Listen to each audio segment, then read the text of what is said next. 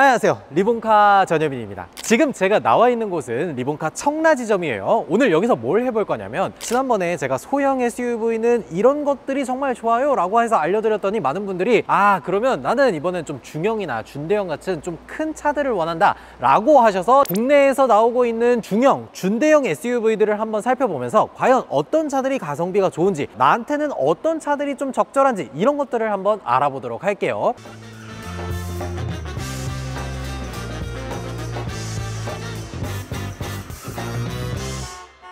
일단 첫 번째로는 기아에서 나오는 준대형 SUV죠. 기아 모하비를 한번 보도록 할게요. 저는 개인적으로 굉장히 좋아하는 차량 중에 하나인데, 안타까운 게 있어요. 작년 2024년 7월쯤에 K3랑 같이 단종이 됐습니다. 기본적으로 모하비는 아시겠지만 풀체인지나 이런 것들이 있지는 않았어요. 1세대가 나온 그 다음부터 페이스리프트만 2번을 했습니다. 1차 페이스리프트는 2010년대에 있었고 2019년도에 2차 페이스리프트를 하면서 이런 모습으로 나오게 됐어요. 모하비를 구매할 때 주의해서 보셔야 되는 게 있는데, 그게 뭐냐면 모하비는 연식 변경을 할 때마다 옵션이 생각보다 많이 바뀐 차량이에요. 2차 페이스리프트를 한 2019년 그 이후에도 HDA2, 스마트 크루즈 컨트롤, 어라운드 뷰, 그리고 트림 변경, 이런 주요한 변경점들이 굉장히 많기 때문에 내가 구매하려고 하는 모하비에 어떠한 점들이 추가가 되어 있는지, 어떤 것들이 바뀌어 있는지, 이런 것들을 굉장히 자세하게 보셔야 됩니다. 일단 기본적으로 모하비라고 하면 제일 큰 특징이 있죠. 첫 번째로 바디온 프레임 방식을 채택하고 있는 고전적인 SUV 형태를 그대로 가지고 있는 차량이라고 할 수가 있겠고, 두 번째로는 현대에서 아마 제가 기억하는 제일 마지막까지 남아있었던 V6 디젤을 가지고 있습니다. GV80 있는 거 아니냐라고 할 수 있는데, GV80은 i6 모델이었죠. 그리고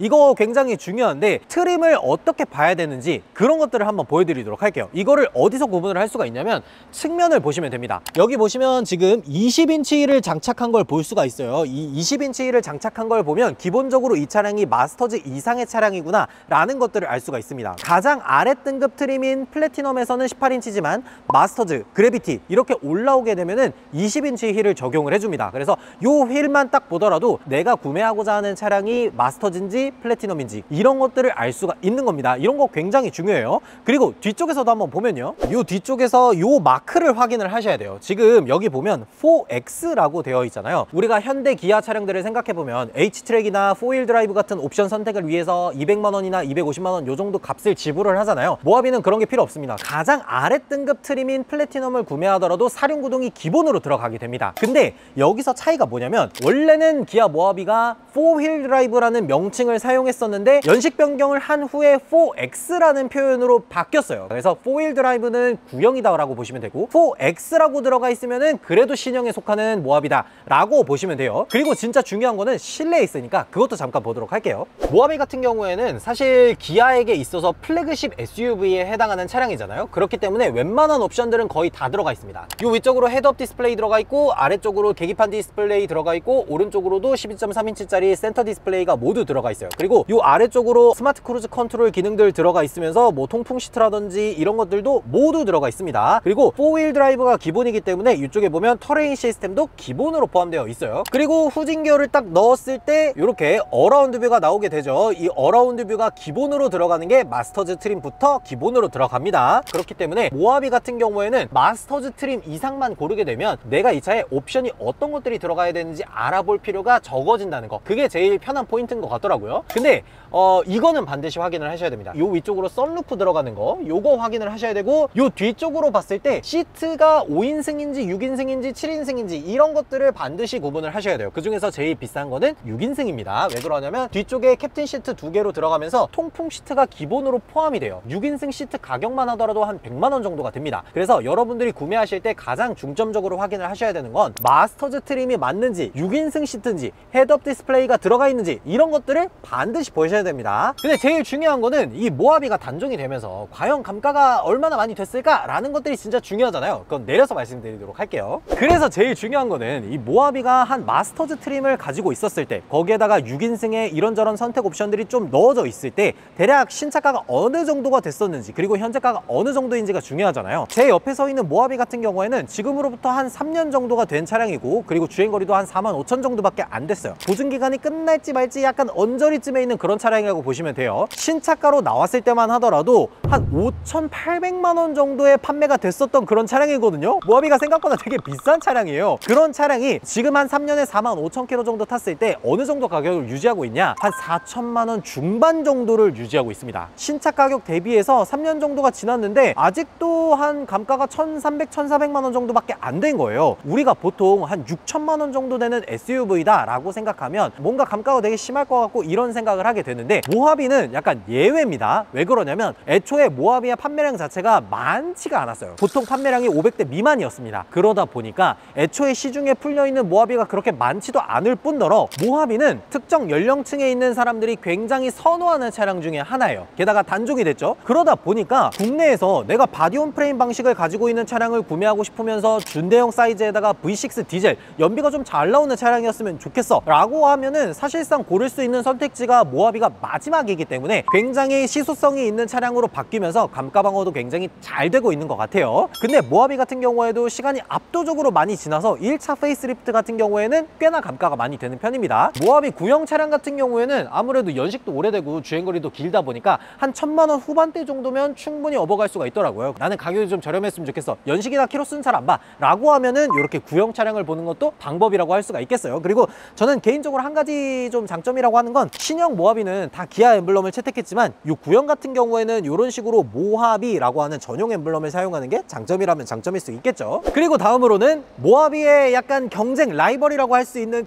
라이벌이 될 수가 있나? 판매량이 압도적으로 높은데 현대 팰리세이드입니다. 팰리세이드 같은 경우에는 이제 구형, 신형, 그리고 구형 중에서도 페이스리프트 전후 모델 이런 식으로 나뉘게 되는데, 제 옆에 있는 차량 같은 경우에는 아시겠지만 요 헤드램프라든지 앞에 그릴만 보더라도 페이스리프트 이전 모델, 그러니까 초기형 모델이다 라고 바로 알 수가 있어요. 제가 왜 이 초기형 모델을 가지고 나왔냐면, 이 팰리세이드 초기형 모델들이 생각보다 가성비가 되게 좋아 보이더라고요. 근데 제가 추천하는 거는 익스클루시브나 프레스티지 같은 그런 모델이 아니라 캘리그라피가 진짜 좋아 보이더라고요. 근데 여러분들 아셔야 될 게, 팰리세이드의 파워트레인이라고 하면은 보통 이제 가솔린, 디젤 이렇게 두 가지가 있잖아요. 가솔린 같은 경우에는 3.8리터 가솔린을 사용했고, 디젤 같은 경우에는 2.2리터 디젤을 사용을 했어요. 당연히 이렇게 무겁고 준대형 SUV에 가까운 차량들을 끌기에는 아무래도 유지비라든지 이런 것들을 좀 생각을 해서 디젤 차량들이 훨씬 더 인기가 많지 않았을까? 라고 생각을 했었는데 아닌 것 같더라고요. 가솔린이 디젤 대비 판매량이 조금 더 높았었던 걸로 나와 있더라고요. 그래서 이 차량도 가솔린 모델로 가지고 나왔습니다. V6의 그런 엔진 필링이라든지 이런 것들은 장점이 있을 수가 있겠지만, 자동차세라든지 연비라든지 이런 부분에서는 살짝 마이너스가 있을 수는 있겠어요. 이 캘리그라피 모델에 해당하는 구형 팰리세이드가 어떤 것들이 이점이 있는지 그거는 뒤에서 한번 보도록 할게요. 뒤에서 가장 먼저 확인을 해야 될 거는 이 뒤쪽에 H-트랙이 들어가 있냐라는 것들을 먼저 확인을 해야 됩니다. 근데 H-트랙이 빠져 있죠. 그러니까 이 차량은 전륜구동 차량이다 라는 것들을 알 수가 있는 거예요. 4휠 드라이브가 꼭 들어가야 되는 차량을 골라야 한다 라고 하면은 이 뒤쪽에서 사륜구동 배지를 확인을 하셔야 됩니다. 그리고 트렁크를 딱 열었을 때 전동 트렁크는 뭐 캘리그라피 등급 정도에서는 기본으로 들어가는 거고, 이 뒤쪽으로 봤을 때 아니 잠깐만, 이분 이거 뜯지도 않고 3년을 썼어? 이것까지 내가 얘기를 해야 되나 싶은데, 여러분들 신차 받았을 때 이 비닐 무조건 제거하셔야 돼요. 무조건. 지금같이 한여름에 이 자동차가 햇볕을 받고 있으면 실내 온도가 보통 70도까지 올라갑니다. 70도까지 올라가게 되면 이 비닐 같은 거에서 유해 성분이 많이 나와요. 그렇기 때문에 아무리 내가 새 차의 감성을 유지하고 싶고 새 차처럼 이렇게 비닐도 좀 안 뜯고 싶고 그런 생각 하지 마세요. 그냥 무조건 제거하셔야 됩니다. 어쨌든 지금 제가 설명을 하려고 했던 거는, 팰리세이드 중에서 캘리그라피 등급까지 올라오게 되면 뒤쪽에서 3열을 열고 접고 하는 것들을 자동으로 지원을 합니다. 그래서 이 버튼을 누르게 되면 리클라이닝 기능을 전동으로 사용할 수 있다는 게 캘리그라피의 가장 큰 장점 중에 하나예요. 근데 중점적으로 아셔야 될 거는 뭐냐면, 방금 본 모하비 같은 경우에는 5인승이 기본이고 6인승, 7인승이 옵션이었잖아요. 근데 팰리세이드 같은 경우에는 그렇지가 않습니다. 기본적으로 8인승을 제공하고 여기에다가 옵션을 넣었을 때 7인승을 제공해요. 지금 이 차량 팰리세이드도 보면 2열이 캡틴 시트로 되어 있죠. 이렇게 캡틴 시트로 들어가 있는 차량 같은 경우에는 통풍 시트도 옵션으로 들어갑니다. 그렇기 때문에 내가 만약에 4인 가족이 좀 편안하게 이용하면서 트렁크 공간을 넓게 쓰고 싶고 가끔 6명 정도를 탈 일이 있다 라고 하면은 이렇게 7인승 시트가 되어 있는 걸 고르는 게 제일 좋아요. 그리고 실내에서도 잠깐 보도록 할게요. 실내에 타서 시동을 한번 걸어서 보면은 캘리그라피 등급이기 때문에 12.3인치 계기판 디지털 클러스터는 들어가지만 센터 디스플레이가 10.25인치가 들어간다는 게 제일 약간 아쉬운 아쉬운 부분입니다. 페이스리프트 버전에서는 요 센터 디스플레이가 12.3인치로 들어가요. 제가 왜 캘리그라피를 추천하냐라고 했을 때 제일 마음에 들었다라고 하는 거는 주행 보조 기능들 기본으로 들어가고요. 여기에 왜 핸들 모양의 차선 유지 보조가 없지라고 하시면 요 왼쪽을 보시면 돼요. 요 왼쪽에 차로 유지 보조가 들어가 있습니다. 요쪽에. 그리고 후진 기어를 넣었을 때 어라운드 뷰도 기본으로 들어갑니다. 그리고 통풍 시트라든지 이런 것들까지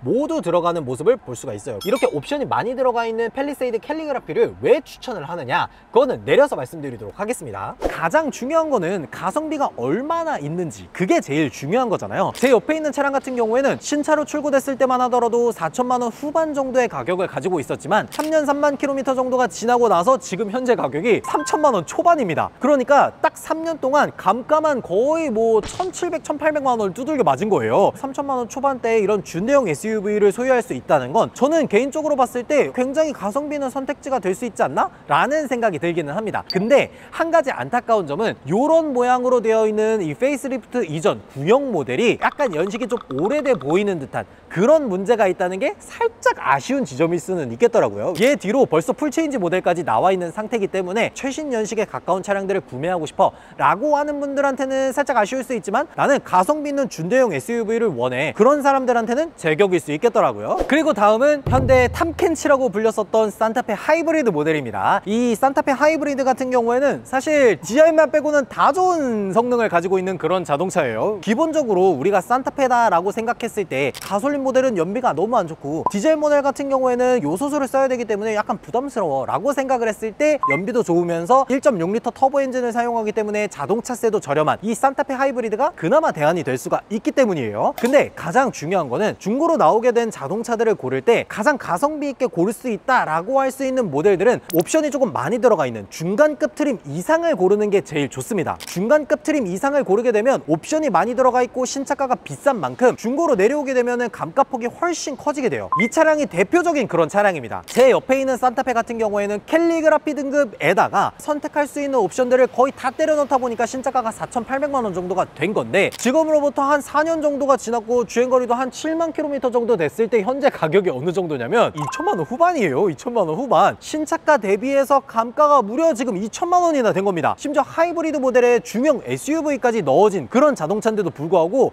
벌써 2천만 원 후반 정도의 가격대를 유지하고 있다는 게 산타페 하이브리드 캘리그라피 차량의 가장 큰 장점이라고 봐요. 근데 딱 한 가지 단점이라고 보면은 이 앞모습, 많은 분들이 디자인 때문에 조금 꺼려한다라는 말이 있어서 그런지 다른 여타의 중형 SUV 대비해서는 감가폭이 조금 더 큰 그런 모습을 볼 수가 있습니다. 오히려 내가 가성비 있는 중고차를 원한다 라고 하면은 요만한 차량이 없는 것 같더라고요. 아니 보통 우리가 2천만 원 후반 정도에 있는 중고차를 뭐를 살 수 있을까라고 생각해보면 스포티지나 투싼 같은 차량들을 생각하는 그 정도 금액 단위인데, 디자인만 안 본다면 한 급 더 넘어서서 산타페를 갈 수 있다고? 라고 생각하면은 꽤나 가성비 있는 선택이 될 것 같아요. 한 가지 장점은 이 차량에도 스마트 크루즈 컨트롤 같은 것들이 캘리그라피 등급에서는 기본으로 들어가는 만큼 우리가 요즘 들어서 생각했을 때 이 정도 편의 옵션은 당연히 들어가 있어야지 라고 하는 것들은 기본으로 들어가는 차량이기 때문에 이 정도면 굉장히 가성비 있다 라고 볼 수가 있겠죠. 그리고 다음은 소렌토 페이스리프트 버전입니다. 구형에서도 페이스리프트 이전 이후 모델이 나눠져 있죠. 저는 개인적으로 페이스리프트 이후 모델을 조금 더 선호하는 편이에요. 디자인 이런 것 같은 경우에는 사실 대단히 멋있다 라고 할 수는 없는 모델이에요. 왜 그러냐면 신형이 너무 잘 나왔기 때문에. 풀체인지를 한 소렌토가 거의 최강이죠, 최강. 근데 제가 봤을 때 이 차량의 가장 큰 가성비는 중형 SUV답게 트렁크 공간이라든지 이런 것들도 정말 많이 나온다 라는 것들도 장점이 있을 수 있겠지만 진짜 장점은 실내거든요. 실내에서 한번 잠깐 보도록 할게요. 보통은 소렌토 구형 같은 경우에는 디젤 모델이 정말 많은 편이긴 하지만 지금 이 차량같이 특이하게 가솔린 모델도 가끔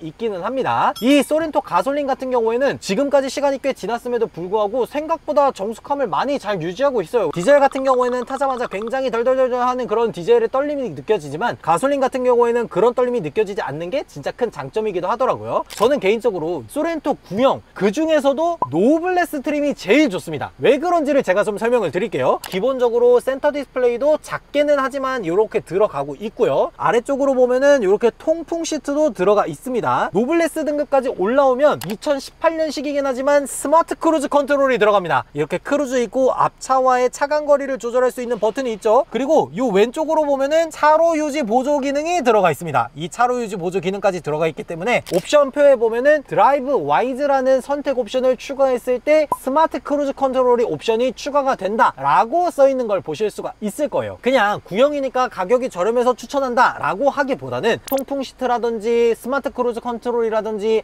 이런 여러 가지 기능들이 들어가 있기 때문에 이 차량을 추천을 하는 이유가 바로 거기에 있는 거예요. 근데 제일 중요한 거는 이 구형 소렌토가 가격적으로 얼마나 가성비 있는지, 그게 진짜 중요하잖아요. 그건 내려서 말씀드리도록 할게요. 그래서 이 소렌토가 도대체 얼마나 가성비 있는지 그런 것들을 한번 보면은, 소렌토 같은 경우에는 사실 여러분들 들으면 좀 깜짝 놀라실 수도 있겠는데, 이때 당시만 하더라도 노블레스 디젤 기준으로 했을 때 풀옵션 가격이 얼마였는지 아세요? 3,800만. 나도 그 정도 생각을 했는데 한 3,800만 원 정도 되지 않을까? 3,000만 원 후반 정도 되지 않을까? 아닙니다. 3,100만 원이었어요. 만약에 여러분들이 지금 현행 나오고 있는 뭐 소렌토 하이브리드나 산타페 이런 차량들을 구매하려고 그럴 때 최고 트림, 캘리그라피나 시그니처 같은 걸 사려고 그러면 한 4천만 원 중반에서 4천만 원 후반 요 정도 가격대를 생각하잖아요. 근데 여러분들 7년 전만 하더라도 가장 높은 트림이 3천만 원 초반이었습니다. 중형 SUV 기준으로. 도대체 7년 사이에 대한민국에 무슨 일이 있었던 거지? 아니 가격이 왜 이렇게 많이 올랐어? 그러다 보니까 이 구형 소렌토 같은 경우에는 가장 높은 트림, 노블레스 기준으로 하고, 여기에다가 우리가 반드시 필요하다고 생각하는 드라이브 와이즈라든지 이런 옵션들을 더했을 때 신차가가 한 3,300만 원 정도가 나왔었어요. 지금 한 7년 정도 지나고 주행거리가 한 7, 8만 정도 됐을 때 어느 정도의 가치를 가지고 있느냐? 지금 대략 한 1,000만 원 후반 정도 가치를 유지하고 있습니다. 솔직하게 말하면 감가율로만 따졌을 때는 한 40% 정도밖에 안 돼요. 그러니까 감가 자체는 그렇게 많이 됐다고 볼 수가 없어요. 그렇기는 하지만 지금 현행으로 나오고 있는 중형 SUV들의 가격이 워낙 높다 보니까 1,000만 원 후반대라는 가격만 놓고 봤을 때는 이 정도면은 그래도 나름 가성비 있는 선택지이지 않을까? 라는 생각이 되는 거죠. 이 소렌토 SUV가 왜 1,000만 원 후반대의 가격이 유지되고 있는지 좀 알아보자면, 이 정도 연식대와 주행거리가 비슷한 준중형 소형 SUV들이 1,000만 원 중반, 1,000만 원 초반 요 정도 가격대를 유지하고 있어요. 소렌토 같은 중형 SUV가 소형 SUV나 준중형 SUV보다 저렴할 수는 없잖아요. 그런 애들이 밑에서 가격대를 받쳐주고 있다 보니까 소렌토 같은 애들이 1,000만 원 후반대에서 더 내려가지를 않더라고요. 만약에 여러분들이 지금 한 3년 정도 타다가 팔게 되면 못해도 1,000만 원 초중반 정도는 받을 수 있지 않을까 라는 생각이 들기 때문에 저는 소렌토가 진짜 괜찮은 것 같더라고요. 그리고 마지막으로는 약간 비운의 차량이라고 해야 되나? 액티온입니다. 액티온. KGM으로 넘어가서 액티온으로 탄생을 한 그런 차량이죠. 사실상 토레스 돌려막기죠. 네, 토레스가 무쏘도 되고 액티온도 되고 여러 가지 차량으로 이름만 바꿔서 잘 출시가 되고 있는 것 같아요. 디자인으로는 사실 깔 게 별로 없어. 심지어 이 차량은 이 앞에 보면 어라운드 뷰를 위한 카메라가 들어가 있는 걸 볼 수가 있죠. 이 어라운드 뷰 카메라가 들어가 있는 걸 보면은 이 차량이 S9 트림에 해당한다 라는 것도 알 수가 있는 겁니다. 지금 제 옆에 있는 액티온 같은 경우에는 4휠 드라이브까지 모두 들어가 있는 차량이기 때문에 사실상 거의 풀옵션에 해당하는 차량이거든요. 근데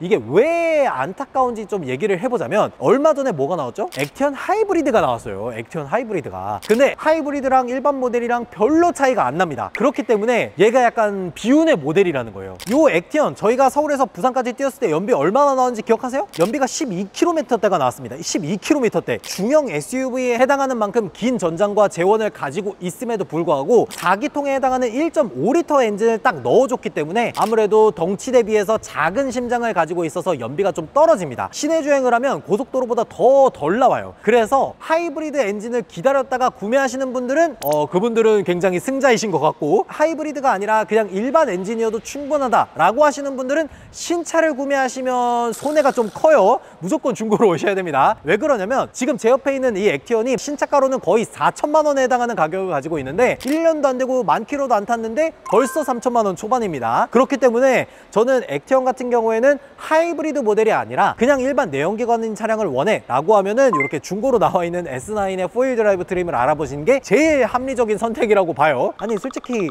10,000km도 안 탔는데 감가 20%는 좀 심하긴 하잖아. 근데 제가 봤을 때 이 중고 정도로 내려온 액티언 정도는 그래도 괜찮다고 봐요. 왜 그러냐면 우리가 일반적으로 생각했을 때 현대, 기아 같은 차량들은 보증기간이 3년 6만 킬로미터밖에 안 되잖아요. 근데 액티언 같은 경우에는 KGM으로 넘어가면서 기본 일반 차체 보증도 5년 10만 킬로미터까지 보증을 해주거든요. 5년 10만 보증을 해주는데 거기에다가 중형 SUV다. 그리고 옵션이 거의 다 들어가 있는 풀옵션에 해당하는 차량인데 1년밖에 안 됐는데 벌써 감가율이 20%다 라고 하면은 이 정도면 그래도 나쁘지 않은 거 아닌가? 라는 생각이 살짝 들더라고요.